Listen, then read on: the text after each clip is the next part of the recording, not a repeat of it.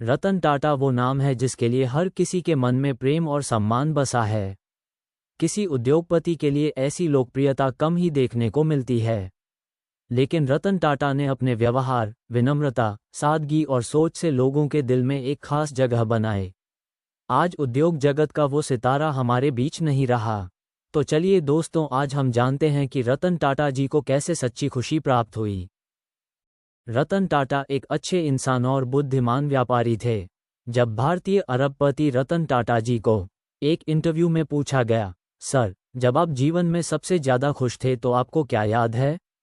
रतन टाटा जी ने कहा, मैं जीवन में खुशी के 4 चरणों से गुजरा हूं और आखिरकार मुझे सच्ची खुशी का मतलब समझ में आया। पहला चरण धन और संसाधनों का संचय है, लेकिन इस स्टेज पर मुझे वो खुशी नहीं मिली जो मैं चाहता था। फिर कीमती सामान और वस्तुओं को इकट्ठा करने का दूसरा चरण आया, लेकिन मुझे एहसास हुआ कि इस चीज़ का असर भी अस्थायी होता है और कीमती चीज़ों की चमक ज़्यादा देर तक नहीं रहती।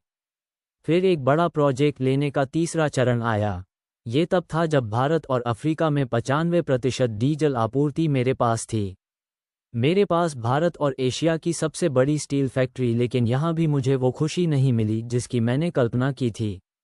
चौथा कदम तब था जब मेरे एक दोस्त ने मुझसे कुछ विकलांग बच्चों के लिए व्हीलचेयर खरीदने के लिए कहा। लगभग 200 बच्चों के लिए एक दोस्त के सुझाव पर मैंने तुरंत व्हीलचेयर खरीद ली, लेकिन दोस्त ने जिद की कि मैं उसके साथ जाऊं और व्हीलचेयर बच्चों को सौंप दूं। मैं तैयार होकर उसके साथ चला गया।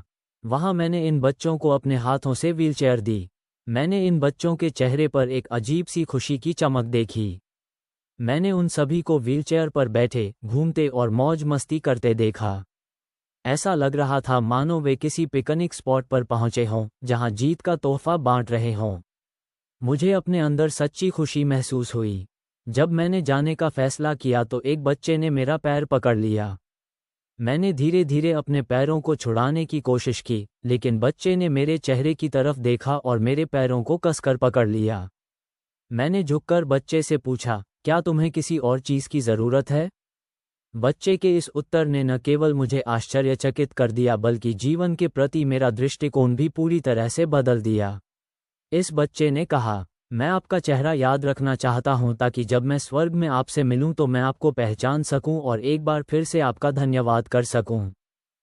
इस घटना ने रतन टाटा जी के जीवन पर गहरी छाप छोड़ी और के बाद रतन टाटा जी ने स्वास्थ्य सेवा, शिक्षा, ग्रामीण विकास और सामाजिक कल्याण पहलों पर ध्यान केंद्रित करते हुए परोपकारी कार्यों के लिए $1.2 बिलियन, लगभग 9,000 करोड़ रुपए से अधिक दान किया है।